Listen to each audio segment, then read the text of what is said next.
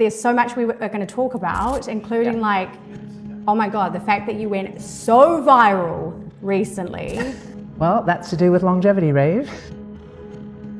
How can we change this whole system? Because the way that you describe it now, it's like, okay, change your environment, change your life, but not just your own environment, like everybody has their part to play. A lot of my work is actually, how do we actually address this? And it is a very, very big system change issue. I think, loneliness is a bigger killer than smoking. I think the West are kind of a bit behind the curve, actually. You know what? We need to see all that stuff translating into the human system. That is the next frontier of longevity. And we have to understand what makes humans thrive and tick. It's not supplements. It's not just about individuals anymore. It's a collective thing. And I think that is really powerful. If you live in a world that has no joy and you're not hopeful, then that even makes changes like the micro decisions that you make on a daily basis. You're like, what's the point of this?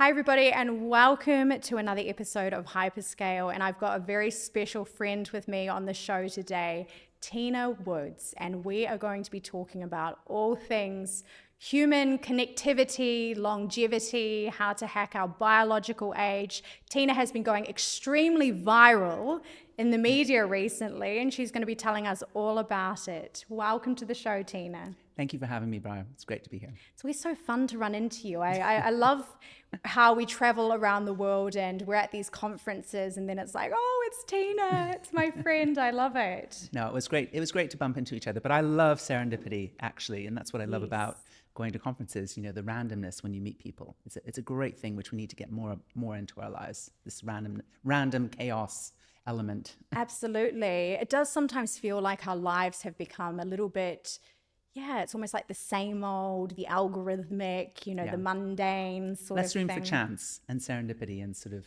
that kind of chaos, of life, which I think is a lot of fun. Yeah, and we're going to be diving so much into this because Tina is also a DJ and has been doing longevity rave. So she's going to be telling us all about this. A DJ at 60, she started training. It was fascinating to listen to. Mm-hmm. Tell us a bit about your background and your work in the medical, the longevity space. You've been working with longevity cities as well. Yes, in fact, the City of Longevity Initiative won the Foresight Award, People's category at the Dubai Future Forum this week. Yes, actually, congratulations. Really yeah.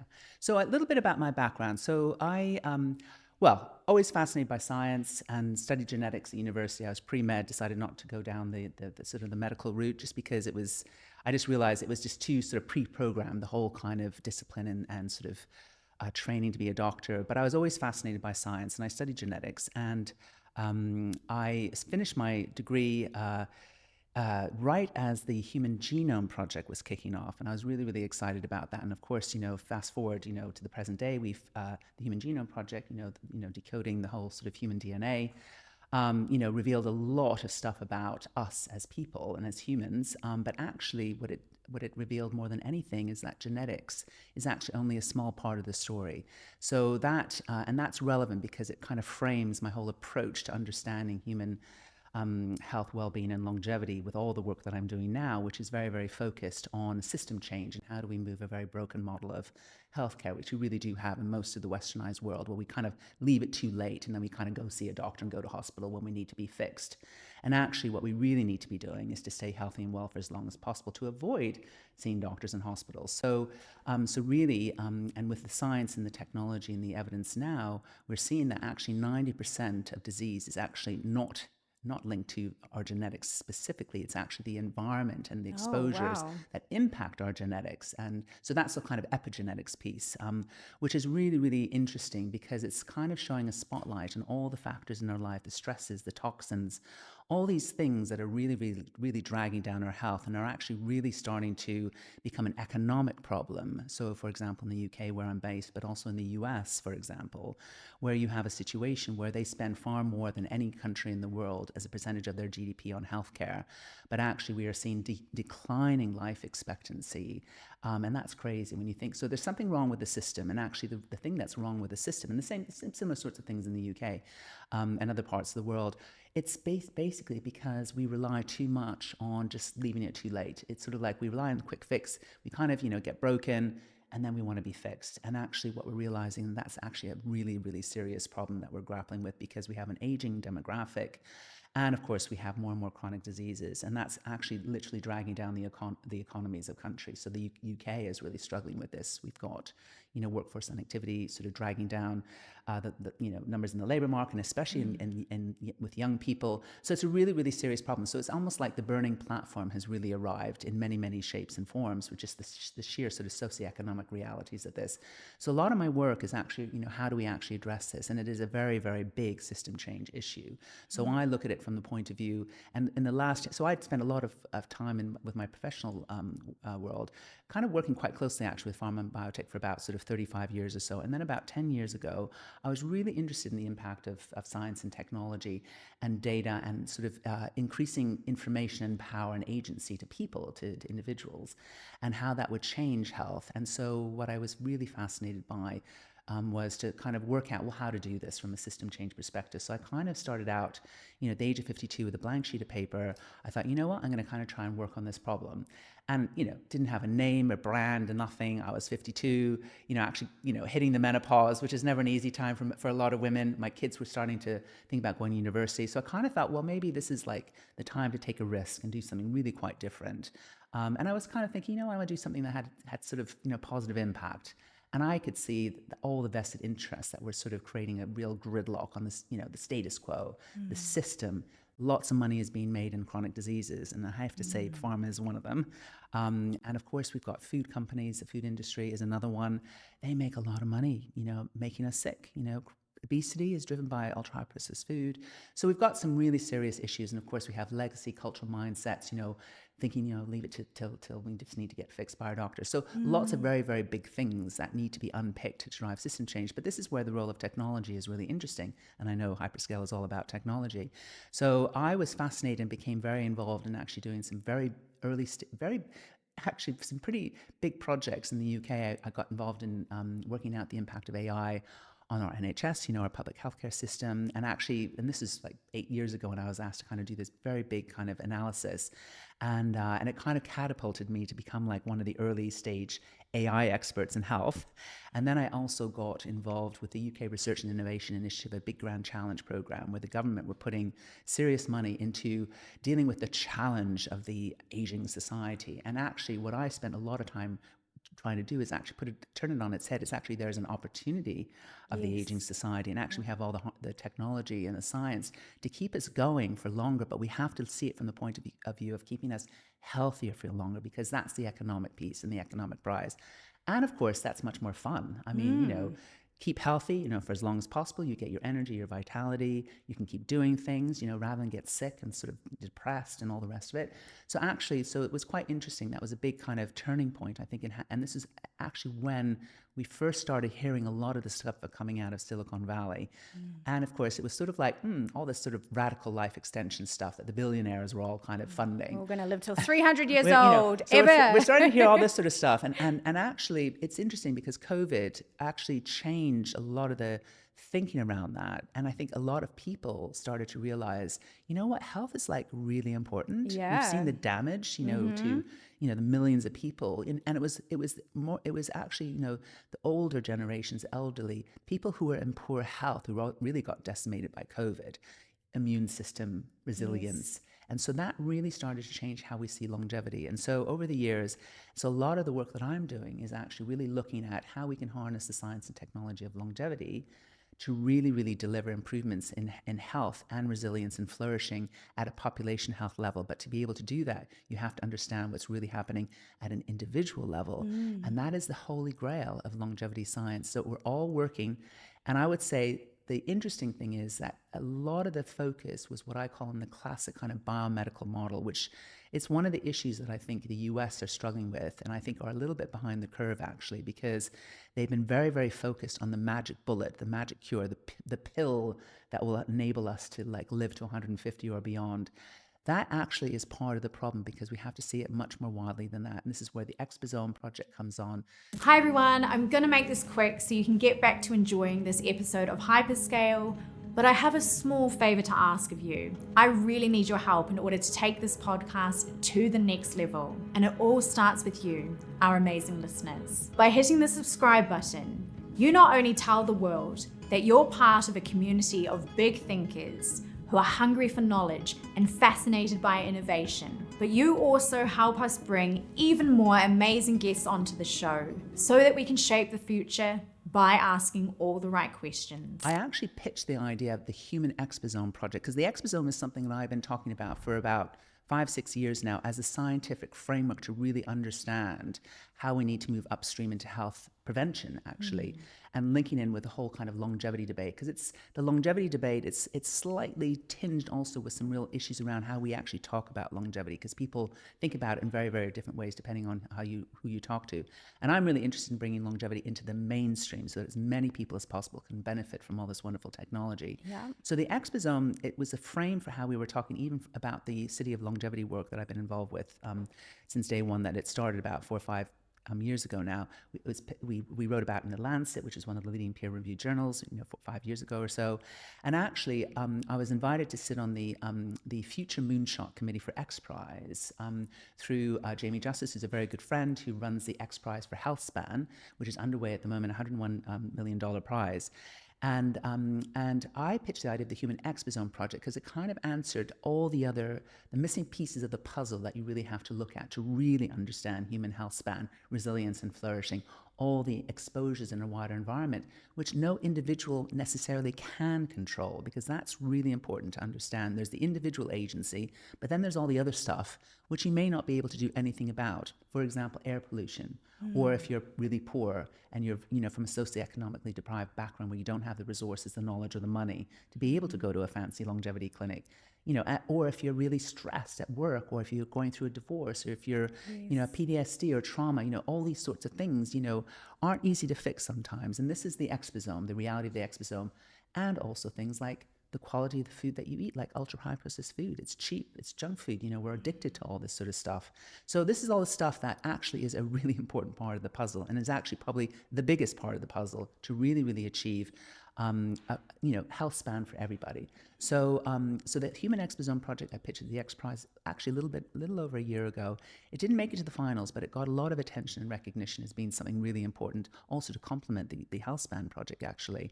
And then I, with my colleagues and scientists around the world, we did another piece that was published in Nature Medicine, again, leading peer-reviewed journal, a few months ago back, about how cities, communities, and clinics provide the perfect test beds for the Human Exposome Project.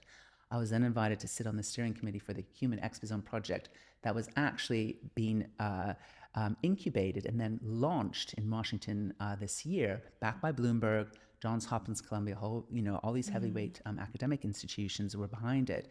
And I'm now working with them. And actually, this is one of the reasons why I'm in Dubai, speaking at the Dubai's Future Forum event, was really looking at the UAE as being like the obvious candidate to be one of the lead test beds for the Human Exposome Project.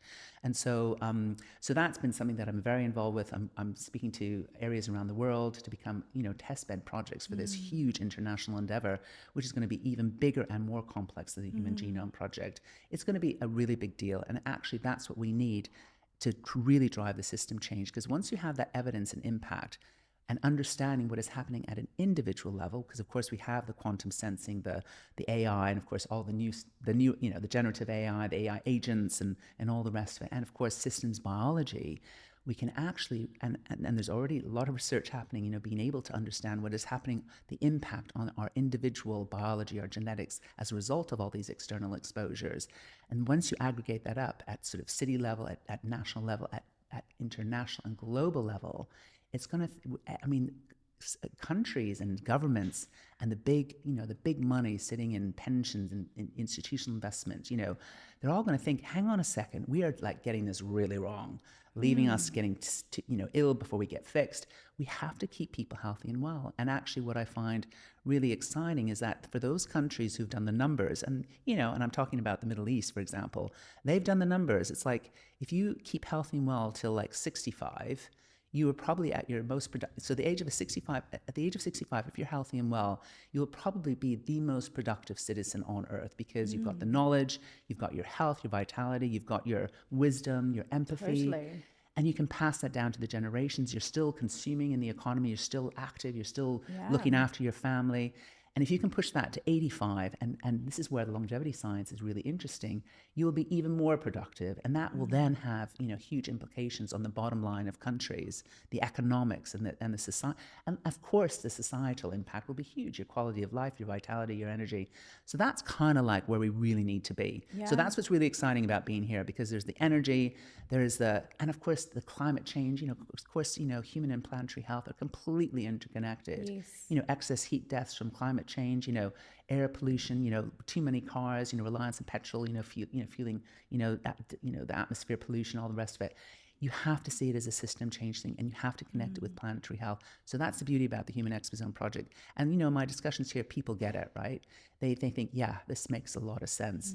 And actually, the focus on the community and culture and social cohesion is also really important. So I think the social bit, and this is where I have a real interest in bringing the whole kind of mental health, the emotional health, the spiritual health agenda to the longevity debate, which has been really missing up until now. It's all been focused on what we're finding out in mice studies and nematode worms. And supplements we're all taking. It's all about that. As soon as there's been some study that says, something, extends lifespan in mice, then the media get all excited. But you know what? We need to see all that stuff translating into the human system. And we are part of a living, breathing system of being part of a wider environment.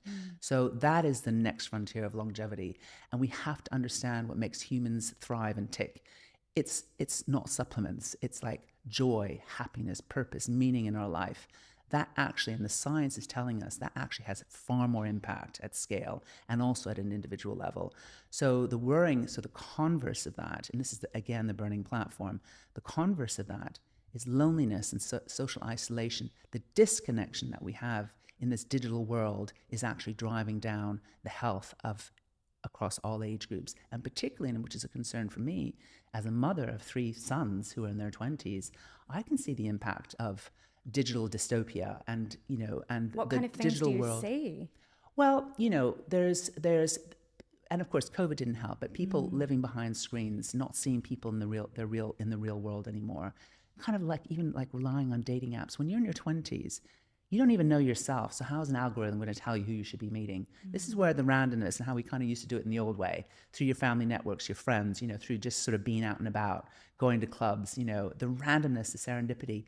And this is where I think what's fascinating, and this kind of speaks a little bit to the journey that I've been on, it's like the energy of people, that kind of the aura, the energy, the kind of like what you can't even describe yet. And I'm hoping science may one day be able to, what is it that brings people together in a very interesting way that you do get in ceremonies and rituals. I mean, things that we used to do in our ancestral past, being around a fire, sort of dance rituals, and these are really powerful things that actually, the rhythms of music, all that kind of stuff. These are the sorts of things that you miss when you're sitting behind a screen. And so I've seen, I did my first Google search right before my first son was born, and I've kind of seen them living this world as we become increasingly digitally connected. And now, of course, we've got all this sort of AI stuff, which is, threatening our humanity in many ways, what makes us human. I see it even myself. I mean, I use ChatGPT all the time. I think I don't have to think anymore. It's having a real impact on society, right? And we have to see the warning signs, and the warning signs are really there. So I think, loneliness is a bigger killer than smoking. We have, the social disconnection that we're seeing with communities, with young people who are not going out anymore. They're sort of using dating apps Swipe. it's all that sort of stuff. So I think it's a really interesting time, and I think what really needs to be driving the whole longevity debate is this whole missing piece. The exposome, the social factors, which is probably the biggest factor in the exposome, actually. Interesting. So this is a new zeitgeist. This is a new moment for longevity to enter this new space. And I think, and I think people are starting to listen now. Yeah. And certainly if they're not listening, they might be listening once they see you behind the DJ set.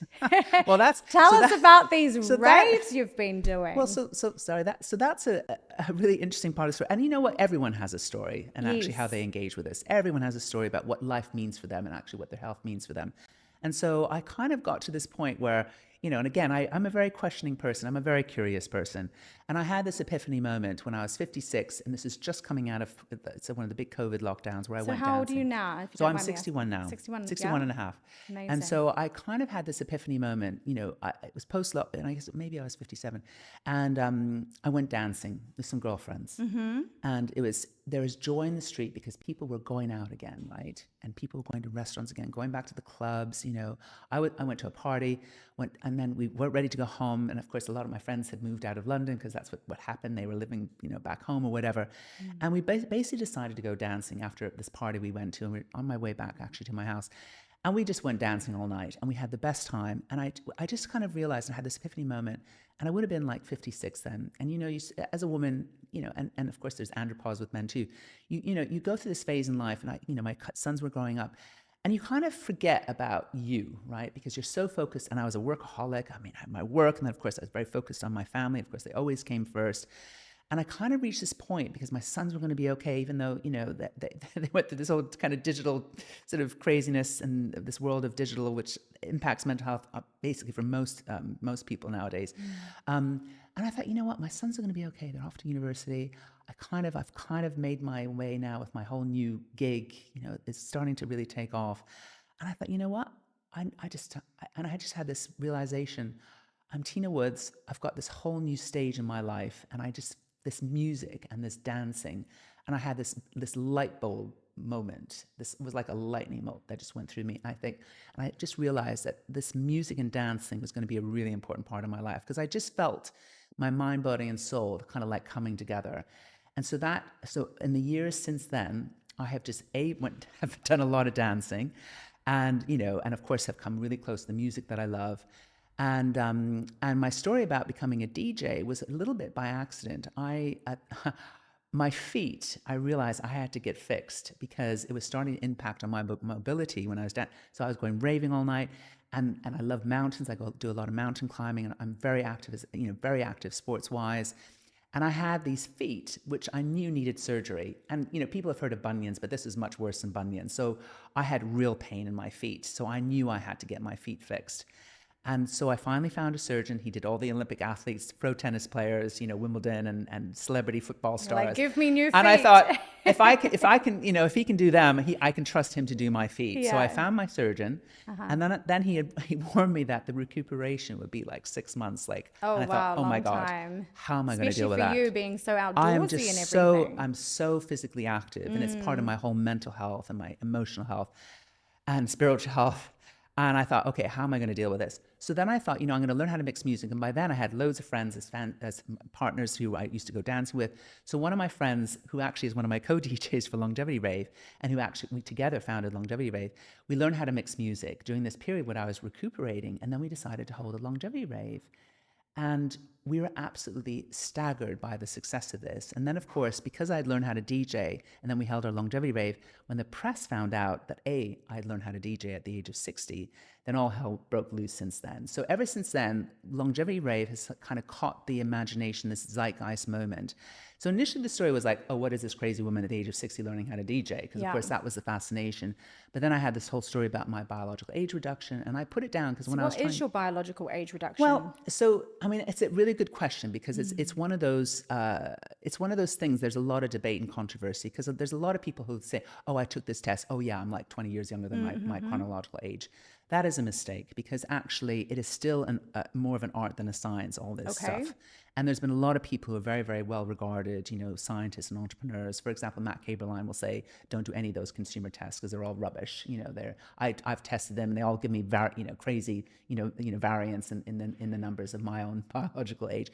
So I think you have to be really, really careful. So I think be really careful about any one test that gives you a biological age or whatever number on the basis of one test given at one point in time. What you have to do, and this is what I did, is you have to take a number of different data points across a number of time points as well, on you as an individual, because then it becomes more meaningful. So that is what I actually tried to do. So which test did you use? So the data points, and this is what became part of the story of this piece that went viral, Business Insider piece that went viral around the world, and they timed it when I was then in the Sunday Times for being a DJ at the age of 60. So it all kind of came together, and that's why it kind of hit this viral sort of stage.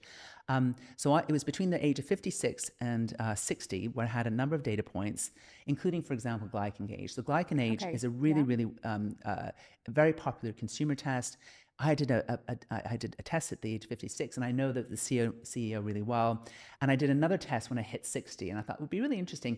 And I had spoken to Nicolina Lack, who's the CEO, but also some of her sort of specialist sort of consultants, who I said, why is my biological age reducing over time? And I had a conversation because we took a point at the age of 56, and I had just started HRT.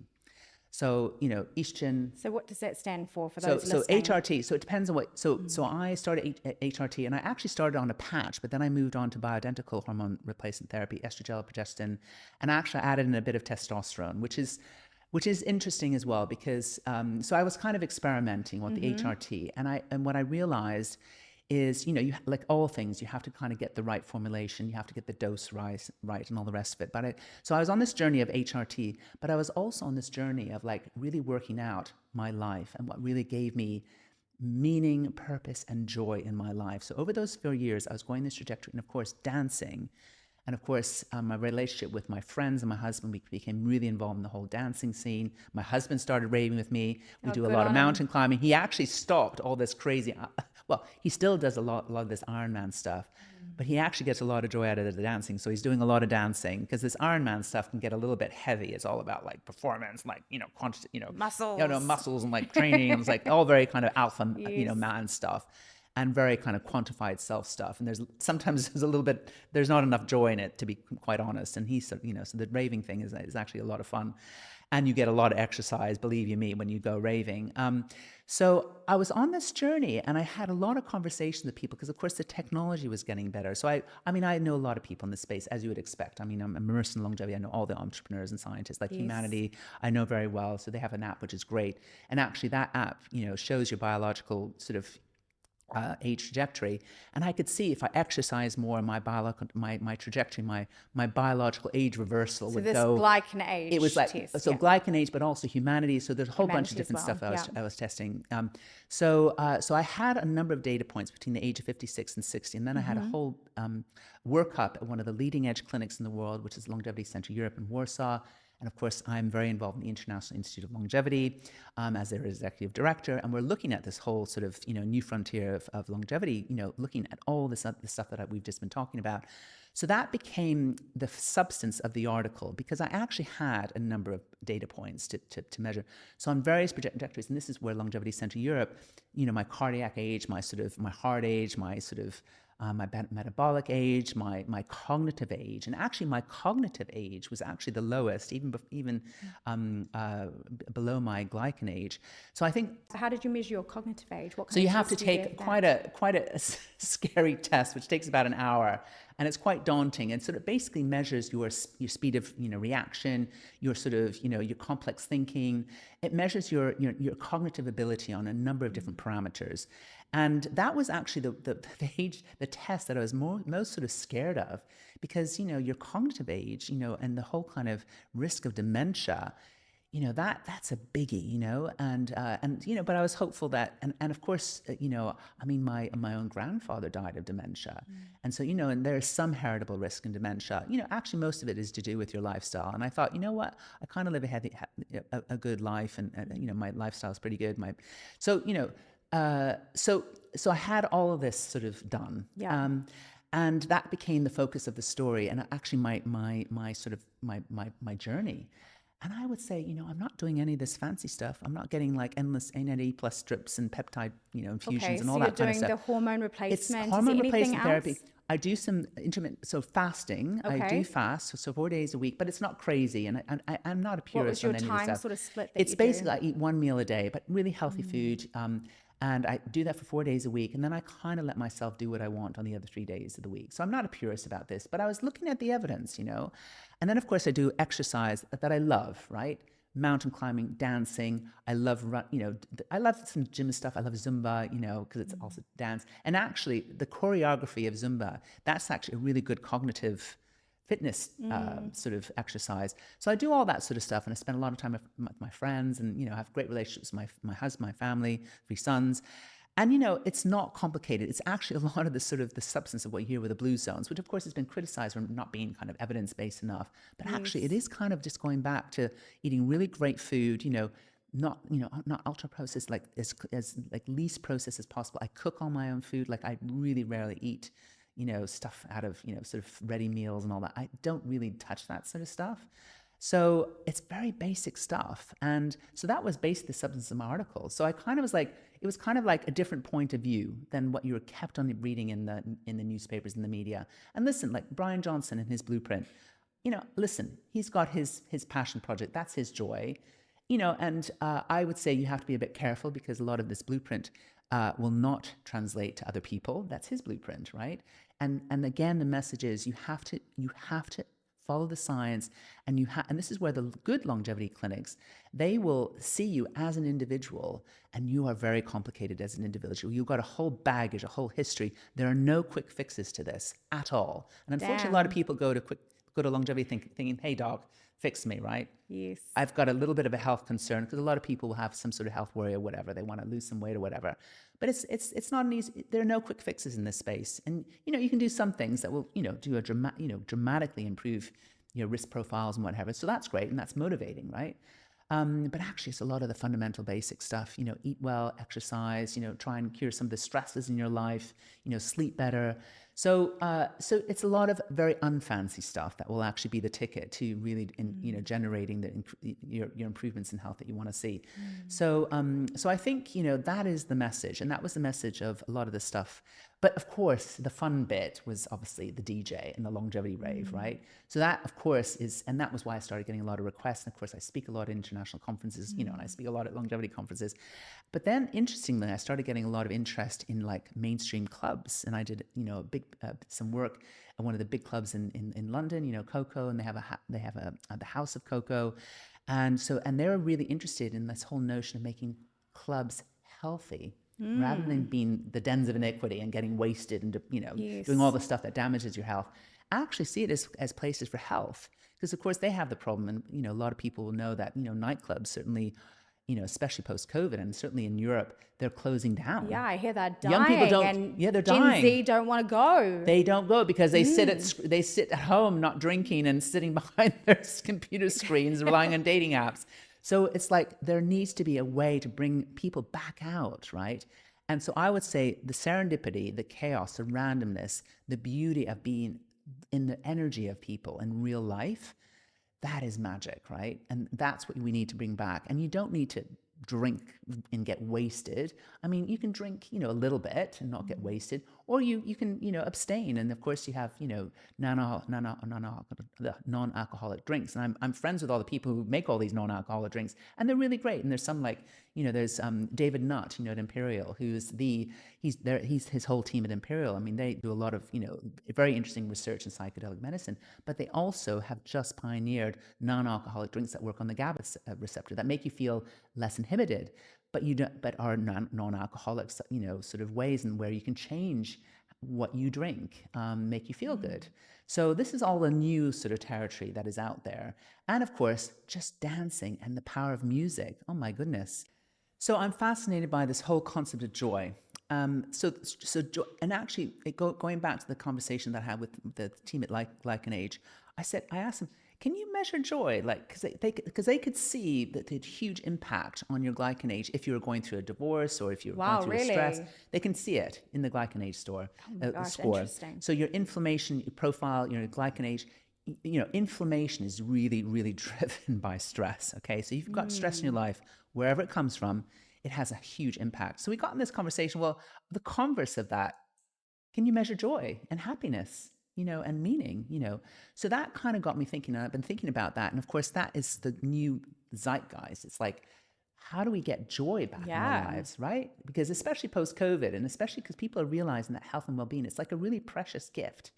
Joy and meaning and feeling great, and having that energy and that vitality, that gives you everything, to keep going, Exactly. Like if you live in a world that has no joy and you're not hopeful, then that even makes changes like the micro decisions that you make on a daily basis. course. You're like, what's the point of this? Exactly. So I say, and I listen, and I'm friends with all the people who want to live forever, the immortalists and the transhumanists and all the rest of it.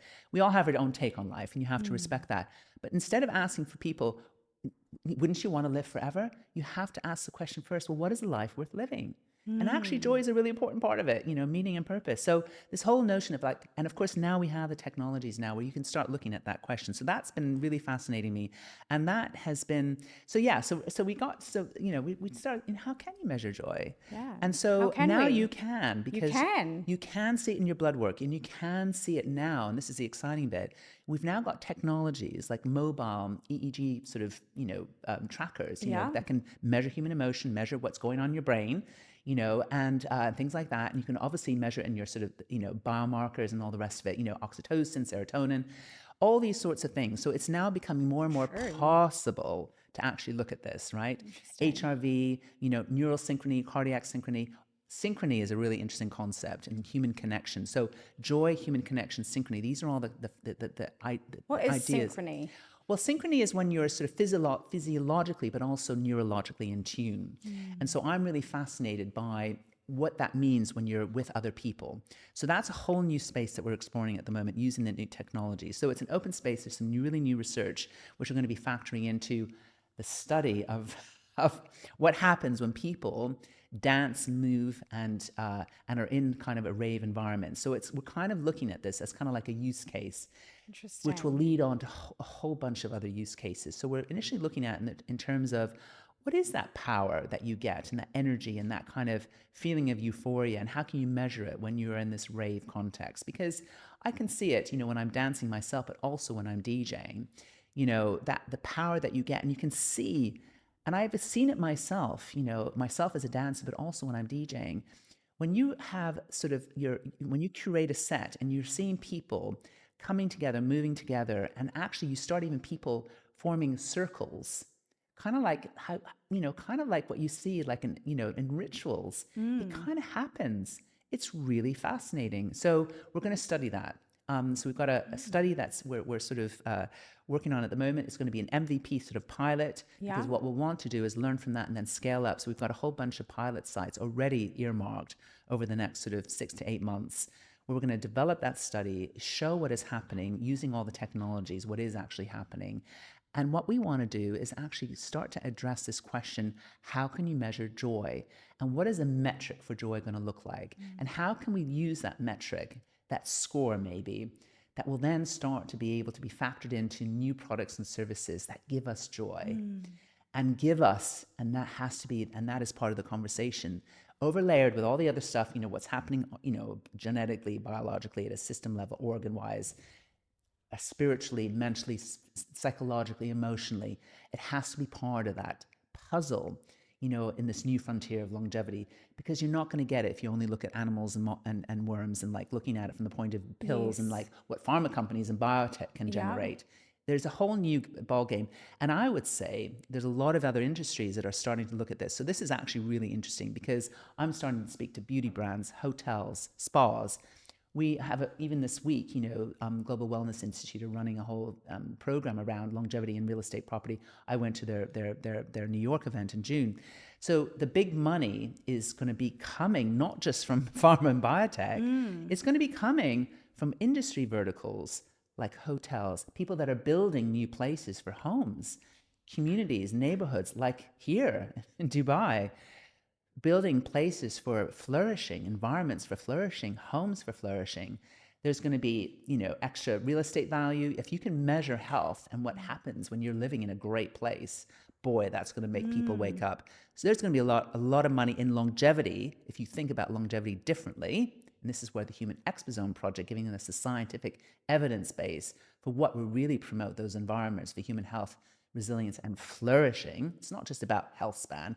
It's about flourishing, because we need joy, meaning, hope, existential hope. That is a huge agenda topic. It's missing a bit in life it's at like, the moment. If you think differently, if you are optimistic, if you have hope in your life, you will think differently and you will ask different questions. And that will start to really infuse not just you as an individual, but you and your families, and that will become viral. And that's how we need to be thinking. How can we change this whole system? Because the way that you describe it now, it's like, okay, change your environment, change your life, but not just your own environment. Like everybody has their part to play in the changing of this world. So I think this is the point. It is not just about individual agency. This is where Silicon Valley gets it wrong, because they're always interested about the individual and all the fancy tech. And this has been, the stuff that you can wear, that you can take, that you can buy for yourself and put it on Instagram.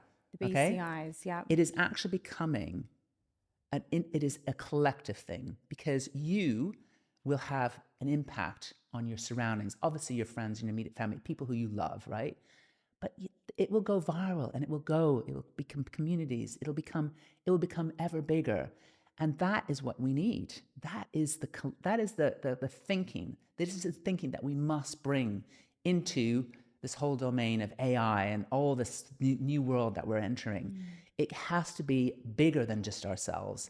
And that is the piece that we're missing. If you look at our young people, they don't have religion the way that, I'm not a religious person, but I do believe in something bigger than myself that is guiding me. It's not just about what matters to me. I mean, it's now that I'm a mother, it's about my children, but as you grow older, you realize, and this is the legacy that people want to leave behind. It's not just about you. It's a selfish thing only to think about you. It's a much bigger thing. And so that's the beauty about also getting older. It's not just about yourself. You spend your younger years just trying to figure out yourself. And then you spend your older years trying to, with what I know, how can I give some back? That is the beauty about life, right? And so I think that is what we need to start really thinking about. And I think, you look to other parts of the world where there is a more collective kind of society. They kind of get it. And so I think, ancient wisdom, sort of Indian medicine, Chinese philosophy, these are really starting to kind of become the new also way of thinking about longevity, because they kind of think about it in those terms in a lot of ways. And so I think that's a whole new way that we have to move in the whole longevity circles. And I think the West are kind of a bit behind the curve, actually. So I think the whole longevity debate is going to be really driven by this growing kind of magnetism and the energy, and also the optimism and this different way of thinking about, it's not just about individuals anymore, it's a collective thing. And I think that is really powerful. And so this is the new zeitgeist, and joy can be infectious, and it can affect other people and all the rest of it. And I heard you say on the panel that I watched at the Future Forum the other day about how, I think it was a Chinese philosophy that you spoke about, how they go to the doctors when they are well, and the doctors get paid for keeping them well. So this is ancient Chinese medicine. You pay your doctor when you stay well. Interesting. We need to go back to that model, because at the moment, all the incentives are driving going to hospitals more, going to doctors more, wanting to get fixed more, getting the latest, quick fix, which by the way... Is it true we go to the doctors now and the doctors get compensated, But that's the whole insurance, the whole way that insurance and the whole way that hospital activity rates and doctors are paid are by chronic diseases. So you have to change that. You have to change the incentives, the metrics of how the whole system operates. So it is a big system change. Who would we ask about getting that system changed? How would we start that? So this goes back I think that needs to happen. Why, you were so right. Why aren't people being paid for keeping people well? It's because we've got all the perverse incentives that are working against us and against that. So I think we have to start asking the bigger questions of what kind of society and world do we want to live in. Yeah. So I think, and listen, I think capitalism is in many ways a good thing, right? It kind of strikes one aspect of human behavior and motivation. But I think we have to really address sort of the really intrinsic motivations of people. It is not just about money. We can see that joy and our health and meaning in our lives, these are really important to people. So we have to have a way of measuring and incentivizing our systems that recognizes that. It can't just be about money. And unfortunately, a lot of the stuff that drives individual behavior, city behavior, corporate behavior, government behavior is about the money, GDP growth. So we have to think differently about that. And, in fairness, there's a lot of places, Bhutan and like even New Zealand, and dare I say it, even the UK, are looking at bringing well-being into GDP as part of the way that we measure national success.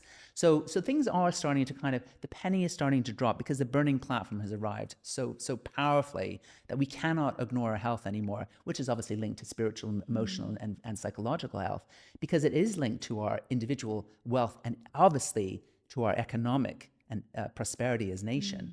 So we have to really rethink the whole way that the metrics and the incentives are designed as a system. So I'm doing some really interesting work in the UK about this, because the system levers, we got to get the public behind it, obviously. But we have to get big business, we have to get investment decision making, we have to get policy and government behind it, because in the end, the government makes the rules, right? But the rules and legislation also influence how we as citizens behave and how we as corporations behave and how we as investors behave. So they do have a really important role. And, and I think, so that's where it lies. So looking at the key system levers, it is exactly that. It's about government policy making, big money, business, obviously investors, obviously the general public, but also the third sector, charities, and obviously our public sector as well. So they all have to. So this is the thing: we have to ask the right question. It's just like ChatGPT. You'll get crap answers if you ask it crap questions, right? Yeah. So we fundamentally need to ask the right questions of us as a society and as a nation, what we really want. Yeah. Start there. Because we do not ask the right questions at the moment. I mean, I get so bored and frustrated. What kind of questions do you think we should be asking? Well, how do we need to measure the success of our society? If it's not just GDP, well, what is it going to be? What really matters to people? It would be really interesting to see what ChatGPT spits out against, on that one.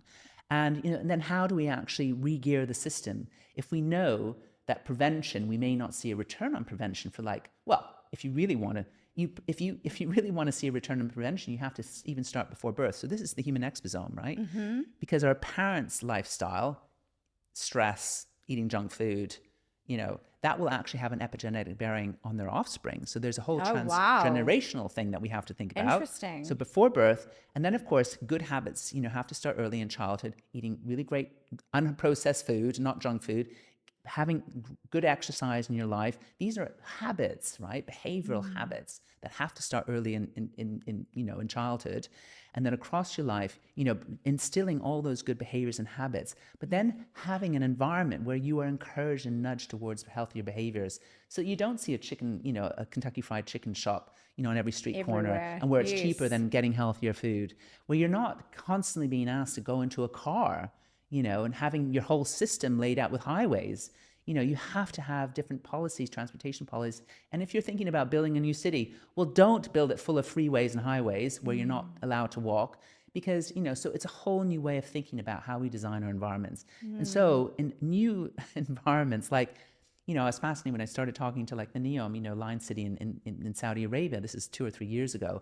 So they had the opportunity, and still do actually, to create a whole place where they really understand and really would understand how they should create an environment for human health and flourishing, where you get all the data points, you really understand what works and how you incentivize healthy behaviors. So let's hope they get that right still. They've had a bit of false starts, and I think they spend a lot of money on management consulting who had their own, they just want to make a lot of money. And of course, they're working with organizations who have a lot of vested interest in the chronic disease model from the West. So there are whole kinds of, fraught with complications. We cannot just import the westernized model into the new model. And I think people are starting to realize that, because the Western disease has actually created a lot of problems for us, actually. The Western way of cars, junk food, leaving it too late till we're fixed. There's a lot of problems with the westernized model, which I think people are starting to realize. Let's really look to the East, Asians, and really use this technology in a way that will really deliver on individual, but also for everybody, not just for those who can afford it. So data has been a big thing about how we can essentially create this environment, encourage and incentivize people to stay well.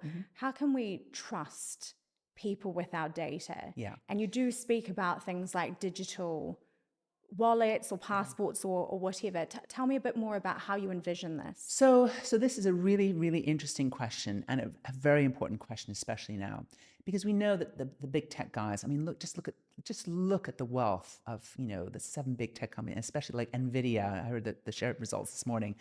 I mean, it is just staggering how much wealth is held by those companies. So, so we have to really look at how we can make sure that all that power and wealth can be harnessed in a good way. Now, I'm not saying it's impossible, but again, it goes back to the incentives and the metrics of the system, right? So I think there's some really interesting developments in other parts of the world. And, and Europe has been trying to lead the way in terms of, the whole kind of digital economy. And the UK has been really interesting in the sense that, coming out of, Brexit, and we're trying to find our way as a little country now in this big wide world. There's some really interesting data legislation that's just been passed through. Called the Use and Reuse Bill, where the idea is that citizens through concepts like personal data wallets, and now of course concepts like digital verification identification, where you can link data sets across people's lives. NHS data obviously sitting in the medical care record, which is probably the least important data because that's already when you're too sick. What you want is to get all that data that sheds light on a person's behavior and lifestyle across their lives, which you can get from supermarket data, like what food are they eating, their fitness, patterns, which of course you can get obviously already through app, what's on your phones and stuff like that. So all that data and the music that you're listening to, the joy that you're getting from music, all that data with all these companies, and through very, very simple sort of consent mechanisms through a personal data wallet, which gives the consumer control over the data, they can share their data with whoever they choose. And if you can incentivize them to share their data, obviously for their own benefit, new products and services to keep them healthy and well, incentivize positive behavior, maybe the government, maybe the NHS can reward you, give you points, get reward points or make food, cheaper through discount vouchers, whatever. Eat healthier food. Don't go to the junk food, because the NHS will benefit if you don't get really overweight on junk food and obviously all the other complications. They don't have to rely on the weight loss jabs because you are so keeping healthy. These are all the built-in incentives that you can then structure in, having the data available, incentivizing the individual, incentivizing the system to keep you healthy and well. So that's a big idea that the UK government are looking at in terms of fueling the smart data economy, linking all those data sets across people's individual lives. And then, of course, you can link that in with health insurance, life insurance. There's a whole new world for the taking, right? If we get it right.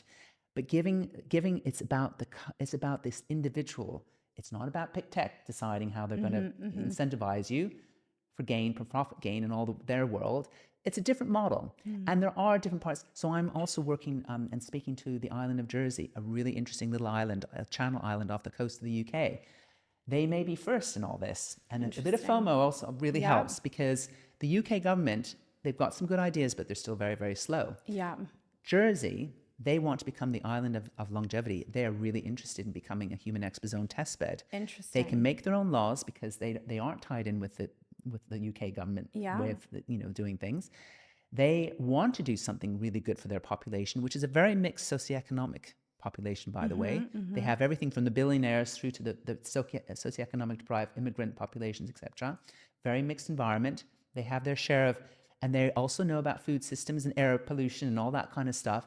So they are looking at this as a real opportunity also to attract talent to the island, research, innovators, scientists, because they want people to keep on the island who will be incentivized to stay on the island, train on the island, work and live on the island. They also want to do a longevity rave next year. They get the idea, right? So this is the big. So these are things that are starting to happen, and they also have a data trust where the data belongs to the citizen, and they have a whole legal framework where the citizen consent to the use of their data to share maybe for ethical aging research or health research. And of course, if you've got little islands like that, those are new models of actually the future, which can then fuel a whole different way of giving us data for the algorithms, which are actually, in the end, decided by the citizen, not big tech. So these are really interesting ideas, which are going to maybe start to become really interesting ideas to pilot in other parts of the world. I think once people start to get used to the idea and trust, I personally think this is a great idea to have this kind of systems, this gamified sort of experience when it comes to health and wellness. And but I just know that so many people out there, they hate the thought of like a digital ID or their they're health worried being about connected.